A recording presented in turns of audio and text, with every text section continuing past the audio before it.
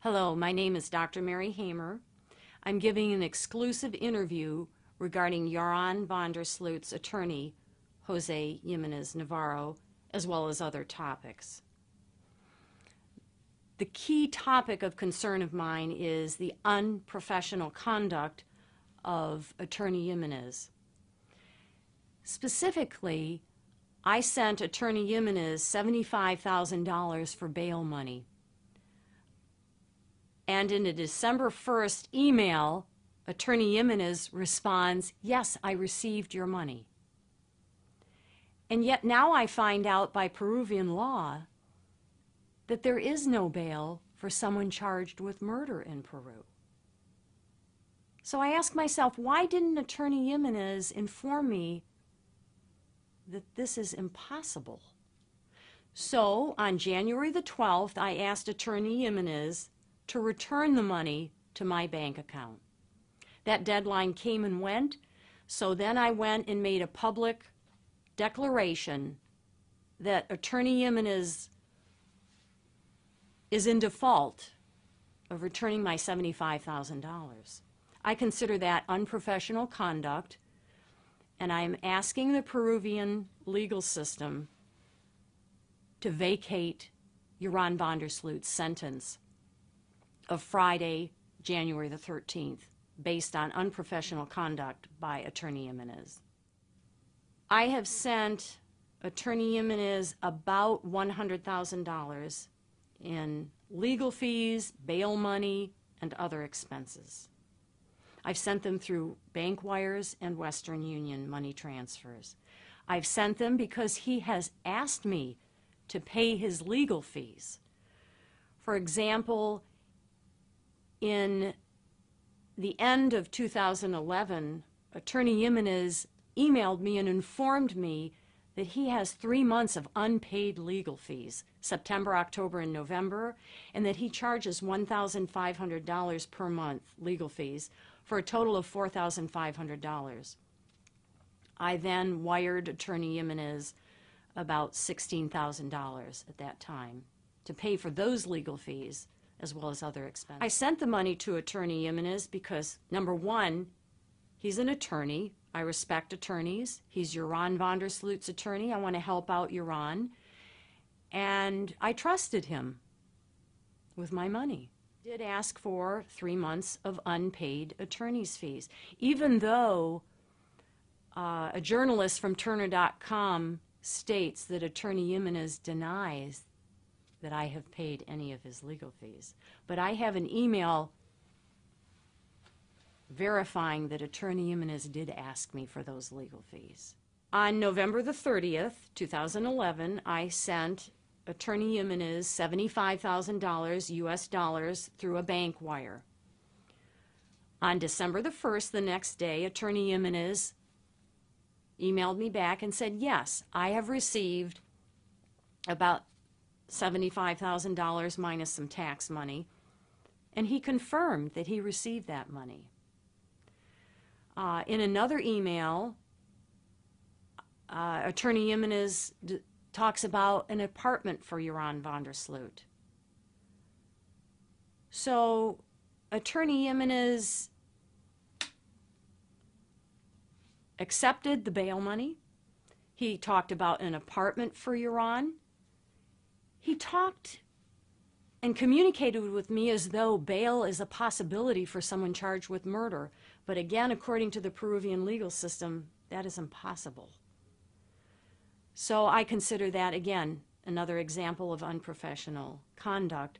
And that's why I'm asking the Peruvian legal system to vacate the judgment of the sentence for Joran van der Sloot that was passed on Friday, January the 13th. When an attorney does not return money, bail money that, first of all, that is impossible for someone charged with murder, that's unprofessional. Attorneys have a standard of conduct that they must live up to. They, secondly, need to be honest when they're receiving money, and I consider his behavior dishonest.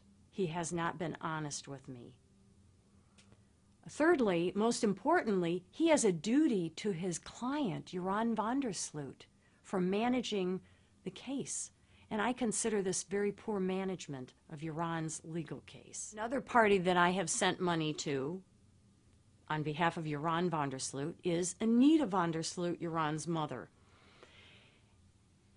In the second half of 2010, I sent Anita van der Sloot about $20,000 for Joran van der Sloot's care, food, clothes, legal fees, and other expenses.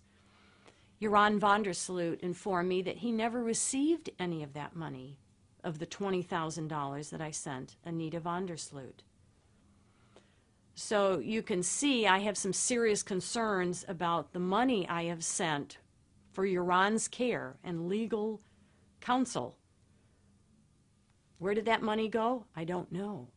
And that's why I'm now making a public declaration of not only unprofessional conduct by Joran's attorney, Mr. Jimenez, but I question Anita also. Where did that money go? Well, I've had a poor relationship with her lately because she made a statement that some lives are not to save, referring to her son, Joran. And I take serious disagreement with that statement. Every life is precious. Joran didn't get that money, and that's very consistent with her statement that some lives aren't worth saving. They're very consistent statements. If you don't believe in someone who's in prison charged with a crime, then that would make sense that that person would not get that money. If you don't have faith in that person. I feel that Anita van der Sloot did take advantage of me. In conclusion, in this exclusive interview regarding Joran van der Sloot, his attorney Jose Jimenez Navarro, and other issues, I am making a public declaration of unprofessional conduct of attorney Jimenez. I am asking the Peruvian legal system to vacate the judgment against Joran van der Sloot for the reasons I have discussed in this interview. Unprofessional conduct, requests have been made of me, Dr. Hamer, by attorney Jimenez for Joran's legal fees and bail money. I have in good faith sent that money for those specific purposes, and yet now I find out that bail is not possible under Peruvian law for someone charged with murder. So I therefore have shown evidence of unprofessional conduct, dishonesty. There is now, I have requested that bail money be returned. I set a deadline. The deadline came and went. That bail money has not been returned to me. I now claim a public declaration of default of that $75,000 bail money. There also, number two, have been violations of the attorney-client privilege. Attorney Jimenez has talked to me or emailed me about many issues, private issues of Joran van der Sloot's legal case, his legal strategy, the robbery-murder issue, the Joran's confession that the police released to the media, and other topics that I consider a violation of the attorney-client privilege. Thirdly, I have just been recently informed that attorney Jimenez has called me names, as well as other people, the Coca-Cola crazies, the people who have fought for Joran van der Sloot's civil rights. Attorney Altez is an attorney in Lima, Peru, that with attorney Katrina from America, that defended Joran van der Sloot initially in 2010 to 2011. Then in 2011, attorney Jimenez took over. Attorney Jimenez has called me and attorney Katrina and Altez the Coca-Cola crazies because the three of us have fought for Joran van der Sloot's civil rights. And we have fought fervently.